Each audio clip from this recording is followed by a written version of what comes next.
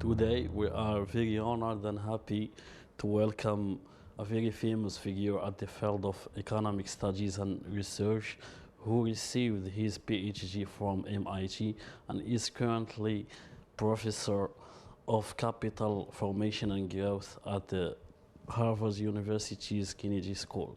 He directs the program of international finance and macroeconomics in the National Bureau of Economic Research and is a member of its business cycle committee, which declared officially the date of U.S. Recession. He was chief economist and a Senate confirmed appointee at the President's Council of Economic Advisor. Let's welcome Mr. Jeffrey Frankel. Let's start with the global economy overview. Mr. Frankel, how do you see economic conditions amid all these prevailing uncertainty and instability in the global financial markets? Well, the world is, of course, in some sense, still recovering from the big financial crisis and global recession of 2008, 2009. In the case of the developing countries, emerging market countries, there was a pretty good recovery and now slowing down for the last few years. In the case of Europe and Japan, they never really have recovered. For the last 3 years, the trend I see is that we've had stronger growth in the United States economy. We've done relatively better than most of the rest of the world in the last few years. And of course, even China has slowed down in the last few years, which was probably inevitable. There has been, particularly in the financial markets, there's been a lot of anxiety and excitement, volatility in the last year or so, which I think is kind of excessive. I think there have been some overreactions in the financial markets to what's been happening in China starting last June and continuing this year, and also to signs about whether the U.S. Federal Reserve is going to raise interest rates or how much. It seems like sometimes the financial markets swing back and forth. I mean, for example, just a few months ago, apparently people thought the Fed was going to raise interest rates 4 times in this year, in 2016, which I think was never that likely. And then when the Fed sent a signal, no, then they swung back. Oh, the Fed is going to have really easy monetary policy, and then back again. And sometimes I wish the financial markets wouldn't be quite so excitable. But what really matters is the real economy, and you know, it's very, very hard to say. I'm optimistic. There's no need why we had to go back into a new recession, but there are definitely vulnerabilities. You are optimistic, and also the American economies. The US dollar has been appreciated recently. Regarding the current conditions, how much higher can the US dollar go? Well, I think it's pretty easy to understand why the dollar has strengthened over the last couple of years. It's precisely because the US economy has been relatively stronger while other economies have been relatively weaker. So it's quite natural. This is what theory would lead us to expect, that there'd be an increase in demand for dollars and the dollar would appreciate. How much higher can it go? I mean, you know, exchange rates can go up or down. If there was a continuation of the U.S. recovery really becoming strong and the other countries weaker, then it could go higher. But it's probably, you know, I think it's probably at about the right level now. Okay. As the dollar is strong, many think that this situation reflects the strength or the force of the American economy. To what extent can a strong dollar explain the difference in potential growth between America and other economies, for example, the Eurozone? I think that the fact that the dollar has been strong against the euro for the last couple of years is because U.S. growth has been stronger than growth in the Eurozone countries. I'm not sure how much of that is long-term productivity growth and how much is cyclical factors, but either way. And the same thing with Japan, and same thing with a lot of developing countries, although they're coming from a stronger base of growth. But in all three cases, Europe, Japan, and developing countries or emerging markets, the trend over the last 3 years has been for a bit of a differential, and as I said, I think that does explain the appreciation of the dollar. You first mentioned the interconnection between financial markets across the world. Regarding the situation of the American currency and the connection across the financial and economic structure across the world, may the situation of the dollar have an impact on other economies, especially the commodity producers? Yes, I mean, obviously the dollar is important in the world economy. To the extent that the strong dollar is the result of strong U.S. growth, I think this is good news for the rest of the world, especially commodity producers, but everybody else. There are some qualifications to that. One important qualification is some commodity producers have borrowed a lot of money, and in some cases they borrowed in terms of dollars. And that's a problem because you have a currency mismatch. If you're if the dollar's going up more than your exports, it's not just commodity producers, it's anybody. But if the cost of servicing your debt is going up in terms of your own currency, then we call that a currency mismatch. It creates negative effects on the balance sheet. And a lot of countries got into trouble that way in the 1990s. Hopefully, many of them, I think, learned from that and have, since the year 2000, many emerging market countries have tried to borrow not in dollars, but in local currency or direct investment or whatever. That's a major exception. But for the most part, the dollar itself being strong, I think is basically good news for developing countries. Okay, so the dollar is wrong, the American economy is recovering, the global economy is also recovering, but not as faster as expected. Among causes of this sluggish recovery, you have listed the financial instability, the uncertainty, and many list the fiscal policies. So my second question will deal with the fiscal policy. Why do you think countries find it hard to get their deficit and debt under control? Well, you're quite right that most countries find it difficult to run a balanced and prudent fiscal policy. And I mean, one problem is that on average, the level of deficits is too high and the accumulation of debt is too high, which can lead to crises.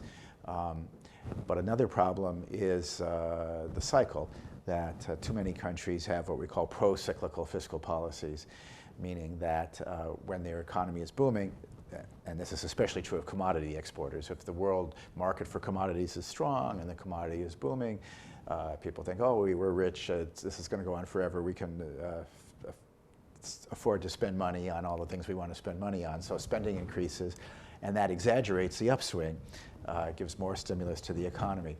And then it turns around, there's a recession, maybe a fall in the global prices for the commodities you're exporting, oil or minerals or whatever, and then you've got no choice, you're forced to cut back on spending. So that's pro-cyclical spending, increasing on the upswing and falling on the downswing, and it makes the cycle worse.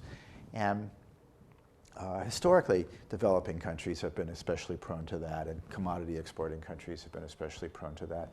And I think we know some of the reasons. Sometimes it's politicians making decisions with short horizons, they just want to get reelected. Sometimes it's wishful thinking that during the boom they think it's going to last forever, and they forget about the past history. They haven't studied the long history or all the different periods and different countries that have gone through these booms before, and what's happened. That usually they turn out not to be permanent, but it comes back down. So there's a lot of human frailty involved, and I think that is the answer why so many countries find it difficult to follow prudent fiscal policies. Okay, so you say that the control of the fiscal policy is one of the reasons of recovery or recession, since a procyclical fiscal policy tend to deep the cycles. So one may think that controlling fiscal policy mean always running a surplus. Are you agree or not? No, there's no need to always run a surplus. I think it would be nice to run surpluses during the boom. And so I like to talk about some countries. One excellent example is Chile, which after the year 2000 developed a set of fiscal institutions which did a good job of limiting the budget deficits and the debt in boom periods. And specifically between 2003 and 2008, when the world was expanding, and especially when copper prices were high, and copper is Chile's biggest export, that they saved it. They saved the money. They paid down their past debt, and they ran a surplus. They added to reserves. But you don't always want to run a surplus. What makes Chile such a good example is that when the global recession came in 2008, 2009, copper prices went back down, and they had the fiscal space to respond to that downturn by letting up, by increasing spending. And they also had an earthquake at the same time that required spending. So they succeeded in dampening the cycle, moderating it rather than adding to it. And that's what you want to do. But many countries have trouble doing that. You highlighted the success of the Chilean experience in managing budgets. According to you, what lessons other countries may learn from this experience? From Chile? Yes, well, if you have government officials who are wise enough to figure out when a boom is temporary and who have the ability to save the money and then conversely to spend, that's great. But it helps to have institutions that will work towards giving you that result, even if the officials are imperfect in terms of their ability to figure out what's going on. And I think that Chile had a set of fiscal institutions that has some useful lessons for the rest of us, and not just developing countries, but for those of us in the advanced countries as well. Now, one part of it is to have a rule for the budget deficit, but lots of countries have rules. More than half the members of the International Monetary Fund have some sort of rules for the budget deficit. Second point is that it should be phrased in terms of the structural versus the cyclical component. So if you're in a temporary boom, then you should save it. Only if you're in a permanent boom, if, for example, the price of copper or oil or phosphates, whatever you export, if it's permanently higher, then you can increase your spending. But if it's transitory, if it's temporary, then you should save it. So that's the second part of the Chilean system. And a lot of countries have that too, and that usually doesn't work. They have trouble sticking to the rules. But the third one that, to my mind, is especially noteworthy about the Chilean fiscal institutions has to do with who gets to decide whether a boom is temporary or permanent, whether it's cyclical or structural. In most countries, it's somebody working in the Ministry of Finance who has to report to a boss who's a political leader, and there's inevitably subconscious or conscious, explicit or implicit, there's sort of pressure to be optimistic. If there's a boom, you think the boom is going to last forever. And so you make a forecast that we're going to have strong growth, commodity prices are going to stay high, growth is going to stay high, tax receipts are going to stay high, so we can afford to spend. And then all too often it turns out, no, that was temporary, and it all goes back down again. What Chile does is they have two independent panels, one whose job is to say what the long-run trend is for the price of copper, and the other is to say what the long-run trend is for GDP. So you combine that with the rule that says that if the economy is in a boom, you get to spend the money if and only if it's permanent. You got to combine that with someone who is unbiased, making some educated guess as to whether it's permanent.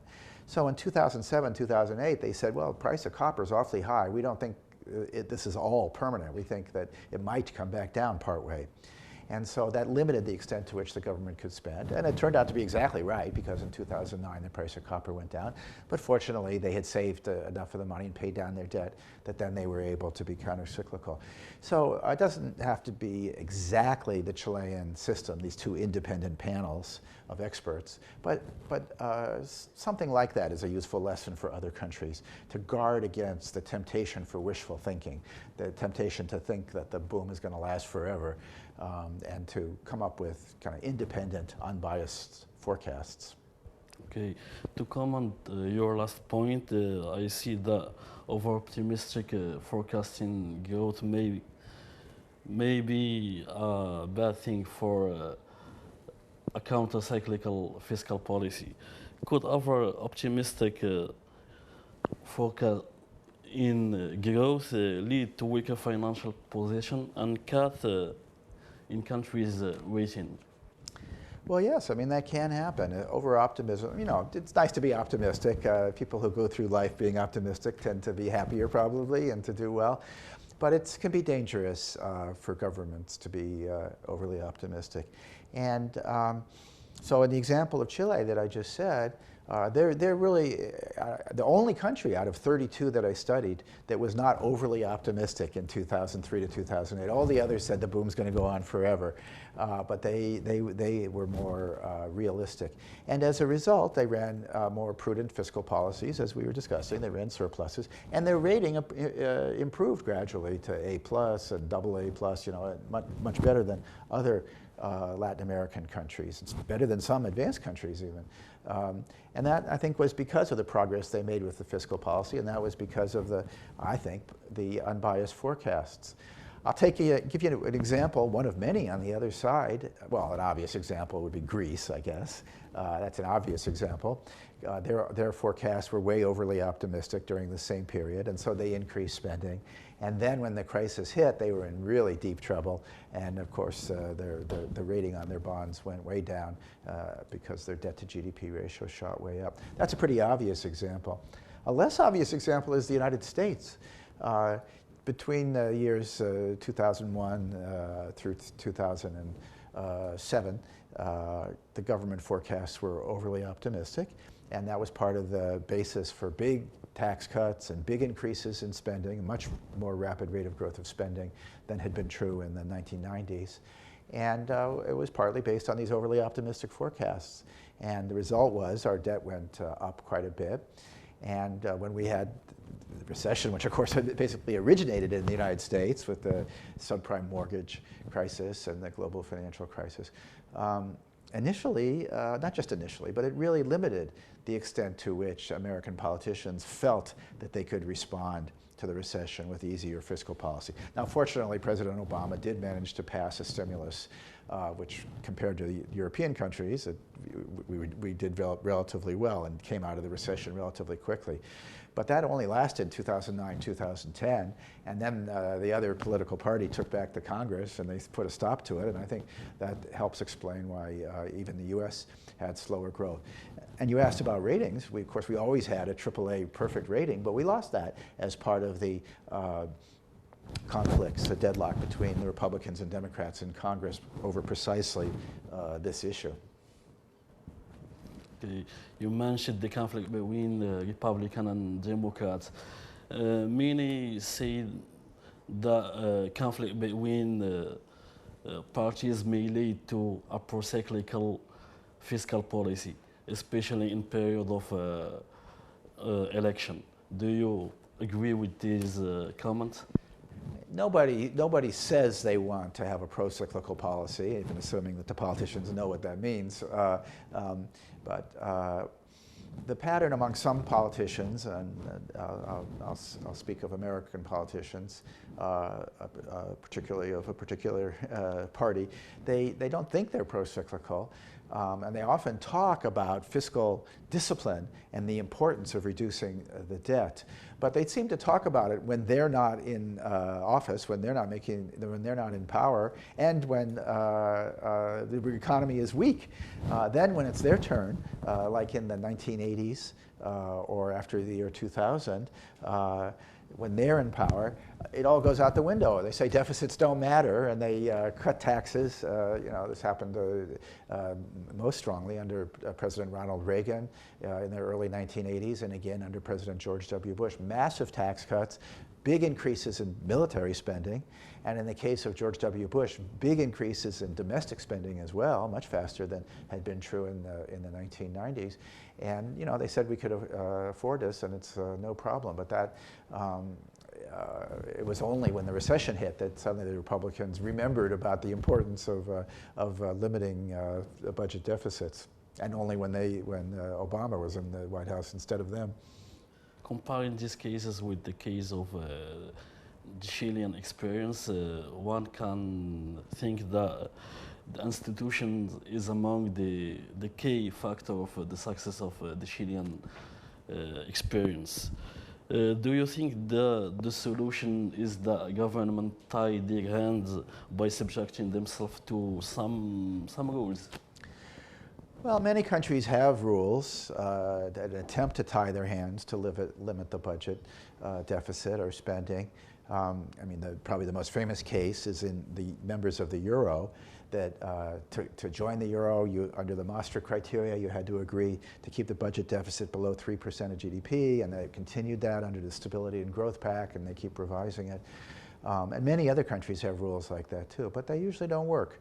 Certainly it didn't work in Europe, and it wasn't just Greece. All the European countries, including Germany and France, violated the 3% budget target. So I think just simple rules don't really solve the problem. And one of the reasons is what I said.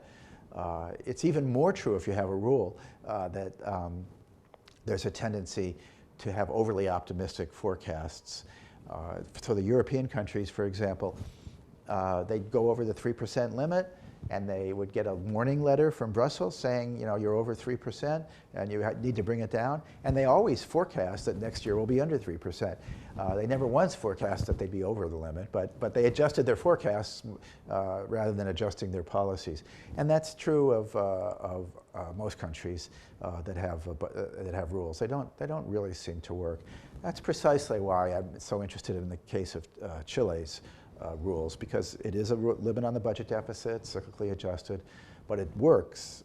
It worked very well, certainly during the boom period of 2001 to 2008, and then the recession of 2009, 2010. And to my mind, the difference is that the forecasts were not overly optimistic. So the goal is a condition, but it's not a sufficient condition.